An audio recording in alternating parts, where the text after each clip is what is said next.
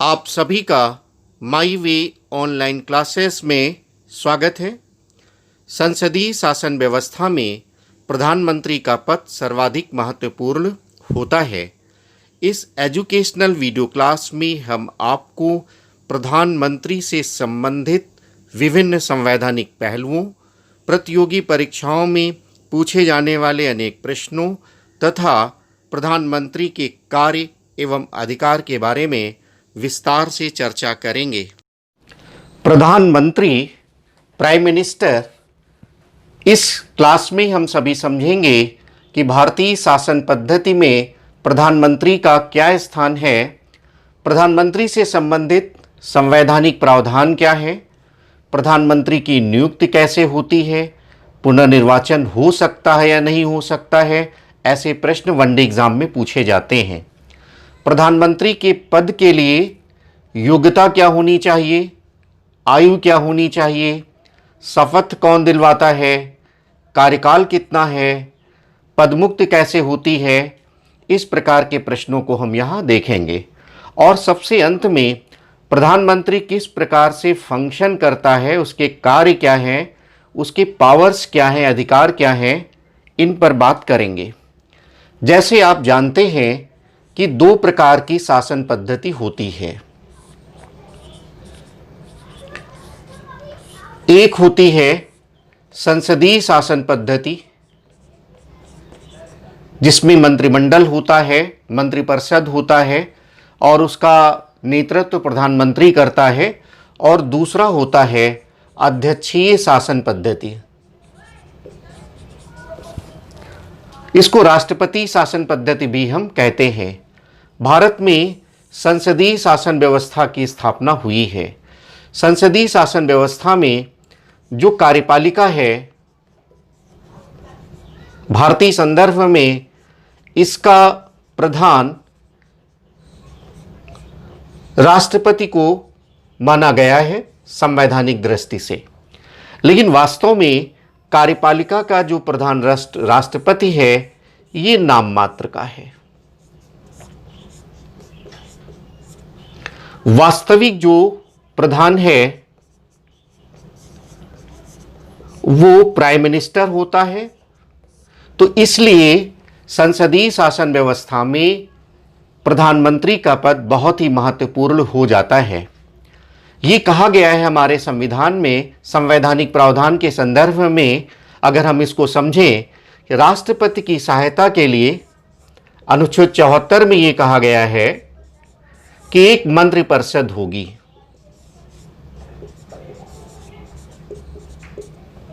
और इस मंत्रिपरिषद की सलाह से राष्ट्रपति अपनी कार्यपालिका संबंधी अधिकारों का, कर्तव्यों का निर्वहन करेगा। इस मंत्रिपरिषद का प्रधान प्रधानमंत्री होता है। 75(1) में यह कहा गया है, अनुच्छेद 75 में यह कहा गया है कि राष्ट्रपति प्रधानमंत्री की नियुक्त करेगा और उसकी सलाह से अन्य मंत्रियों की नियुक्त करेगा। तो यहां पर दो बातें आपको ध्यान में रखना है। पहली बात तो यह है कि प्रधानमंत्री संसदीय शासन व्यवस्था में सर्वाधिक महत्वपूर्ण है, वह वास्तविक कार्यपालिका का प्रमुख है। दूसरी बात, आपको 74 और 75 अनुच्छेद याद रखना है। 74 में एक मंत्रिपरिषद का उल्लेख है जिसकी सहायता से राष्ट्रपति कार्य करेगा, और 75 में प्रधानमंत्री की नियुक्ति की बात है। अब नियुक्त, जैसे बताया अभी हमने कि राष्ट्रपति नियुक्त करता है, और राष्ट्रपति किसे नियुक्त करता है? अनुच्छेद 75 के अनुसार जो लोकसभा में बहुमत प्राप्त दल है, उसके नेता को सामान्य रूप से प्रधानमंत्री चुनता है। लेकिन ऐसा भी देखा गया है, डॉक्टर मनमोहन सिंह के संदर्भ में वो लोकसभा के सदस्य नहीं थे, राज्यसभा के सदस्य थे। तो परिस्थितियों के अनुसार राज्यसभा के व्यक्ति को भी प्रधानमंत्री नियुक्त किया जा सकता है, और इसके अलावा भी ऐसे व्यक्ति को जो लोकसभा और राज्यसभा का सदस्य नहीं है, किसी अन्य व्यक्ति को भी प्रधानमंत्री बनाया जा सकता है। और इस अन्य व्यक्ति को भी 6 महीने के अंदर, 6 माह के अंदर संसद का सदस्य बनना होगा, लोकसभा या राज्यसभा का सदस्य बनना होगा।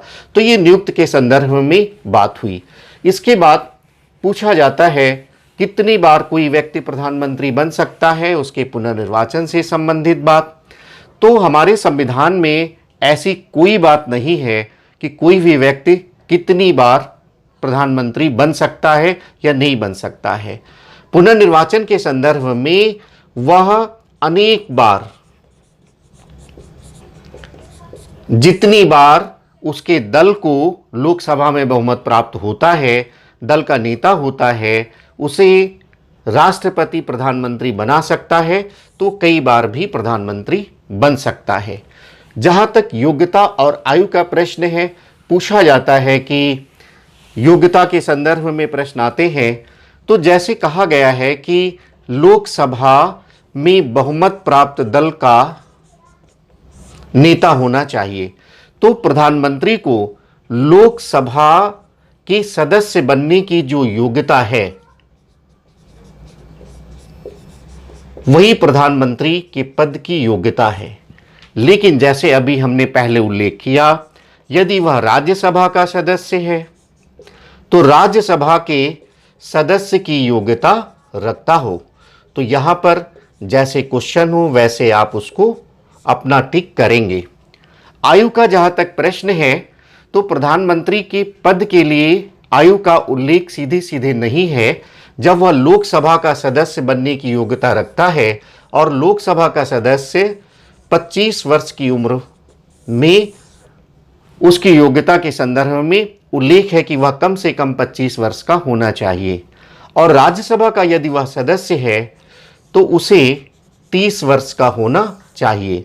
तो आयु के संदर्भ में प्रश्न के अनुसार आप अपना उत्तर देंगे। यदि प्रधानमंत्री लोकसभा का सदस्य है तो कम से कम 25 वर्ष का होगा।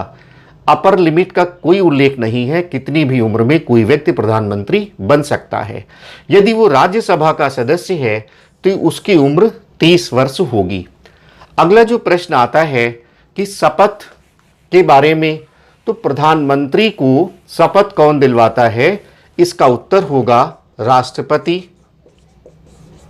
नियुक्त करता है और वही उसको शपथ भी दिलवाता है।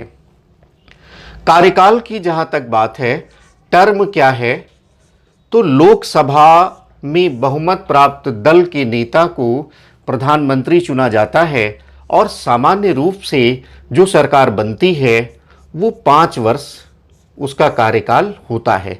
तो सामान्य रूप से 5 वर्ष के लिए उसकी नियुक्ति होती है। लेकिन यदि लोकसभा का विश्वास खो देता है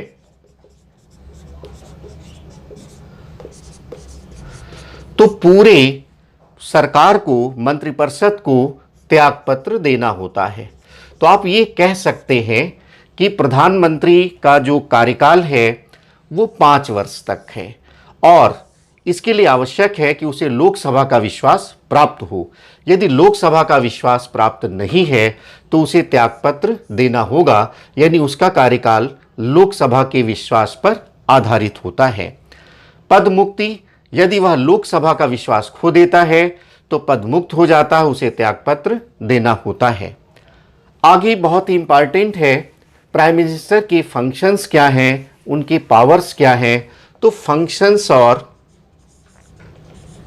उसके कार्य क्या हैं, उसके अधिकार क्या हैं, इसके बारे में बात बहुत महत्वपूर्ण है।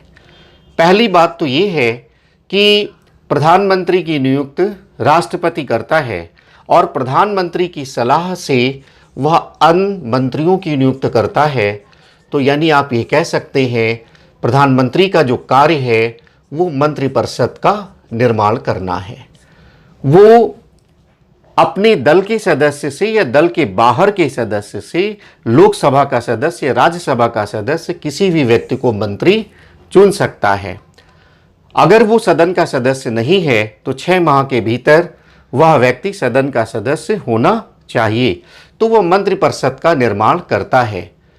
दूसरा, मंत्रिपरिषद में जो कैबिनेट मंत्री होते हैं, जो नीतिगत मामलों में निर्णय करते हैं, जिसे हम कैबिनेट कहते हैं, या मंत्रिमंडल कहते हैं, वो मंत्रिमंडल का नेता होता है। मंत्रिमंडल में जो भी विषय रखे जाते हैं वह प्रधानमंत्री के निर्देश के अनुसार रखे जाते हैं। प्रधानमंत्री के जो एजेंडे में होता है वही विषय मंत्रिमंडल में रखे जाते हैं। यदि दो मंत्रियों के मध्य मतभेद हो जाता है तो उसका निपटारा भी प्रधानमंत्री करता है और प्रधानमंत्री का निर्णय ही मंत्रिमंडल में अंतिम निर्णय माना जाता है, तो उसे मंत्रिमंडल का नेता भी कह सकते हैं।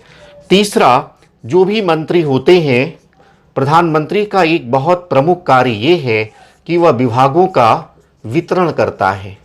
कौन किस विभाग का मंत्री बनेगा, किस स्तर का मंत्री बनेगा, ये हमारे प्राइम मिनिस्टर का, प्रधानमंत्री का विशेष अधिकार होता है। आपने देखा होगा किसी को रक्षा मंत्री बनाया जाता है, किसी को गृह मंत्री बनाया जाता है, कोई कैबिनेट स्तर का मंत्री है, कोई राज्य मंत्री है, कोई राज्य मंत्री स्वतंत्र प्रभार है, तो ये सब विशेषाधिकार प्रधानमंत्री का होता है।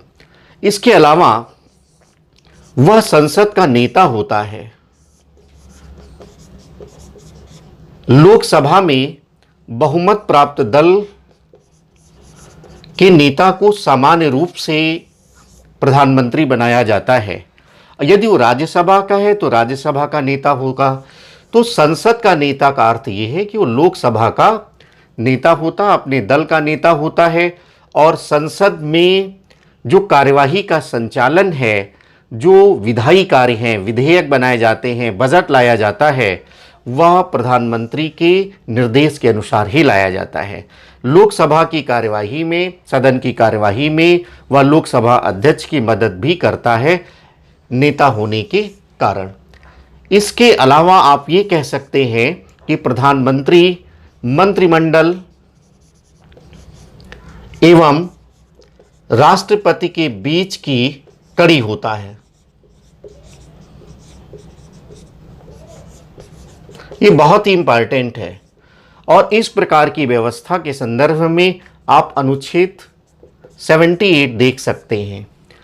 प्रधानमंत्री का ये दायित्व होता है कि मंत्रिमंडल के जो भी निर्णय हैं, जो भी कार्य हैं, जो भी फैसले हैं, उनसे समय समय पर राष्ट्रपति को परिचित कराना। सरकार के जो भी नीतिगत निर्णय हैं, जो भी कार्य हैं, उनसे उनकी सूचना राष्ट्रपति को देना, ये प्रधानमंत्री का एक प्रमुख कार्य होता है। इसके अलावा आप ये कह सकते हैं कि प्रधानमंत्री जो है वो शासन का मुख्य प्रवक्ता होता है। शासन का मुख्य प्रवक्ता का अर्थ ये है कि यदि कोई भी कार्य होता है तो ये माना जाता है कि प्रधानमंत्री के नेतृत्व में ही हो रहा है, प्रधानमंत्री की सहमति है। यदि दो मंत्रियों के मध्य मतभेद हो जाता है तो इसका निपटारा भी प्रधानमंत्री करता है, अंतिम वक्तव्य प्रधानमंत्री का ही माना जाता है।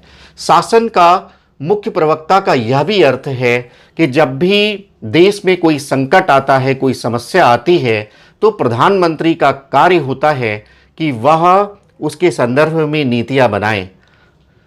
इसके अलावा आप ये कह सकते हैं वह राष्ट्र का नेता होता है। प्रधानमंत्री पूरे राष्ट्र का प्रतिनिधित्व करता है। वह एक दल से संबंध अवश्य रखता है, लेकिन अंतर्राष्ट्रीय मंचों में वो पूरे देश का प्रतिनिधित्व करता है। देश के संदर्भ में यदि जो भी कार्यवाही करनी है, जो भी समस्या आती है, उसमें प्रधानमंत्री राष्ट्र का नेतृत्व करता है। तो ये एक बहुत महत्वपूर्ण कार्य हो जाता है प्रधानमंत्री का। इसके बाद एक कार्य ये भी है कि लोकसभा को भंग करने की शक्ति,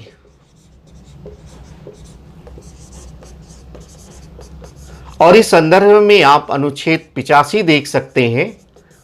लोकसभा को भंग करने की शक्ति राष्ट्रपति को है, लेकिन राष्ट्रपति जो ये कार्य करता है ये प्रधानमंत्री की सलाह से करता है।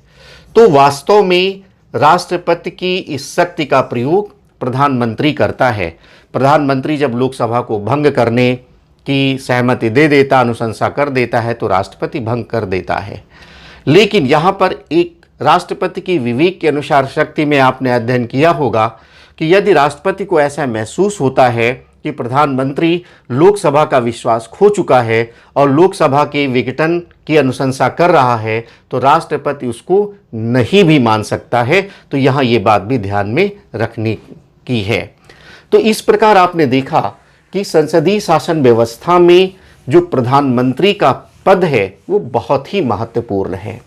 आप ये कह सकते हैं कि प्रधानमंत्री जो है संसदीय शासन व्यवस्था में जो हमारा मंत्रीगण है उनमें वह प्रथम है, इसीलिए उसे प्रधानमंत्री कहा जाता है, फर्स्ट है। दूसरी बात आप ये भी कह सकते हैं, तुलना की जाती है, जो मेहराब होता है, पूछा जाता है मेहराब की चाबी किसे कहा जाता है, की आप मेहराब। तो ये जो की है, चाबी है, चाबी का मतलब होता है मेहराब का मुख्य पत्थर, जिस पत्थर पर पूरा मेहराब टिका होता है। तो प्रधानमंत्री की तुलना मेहराब की चाबी से भी की जाती है।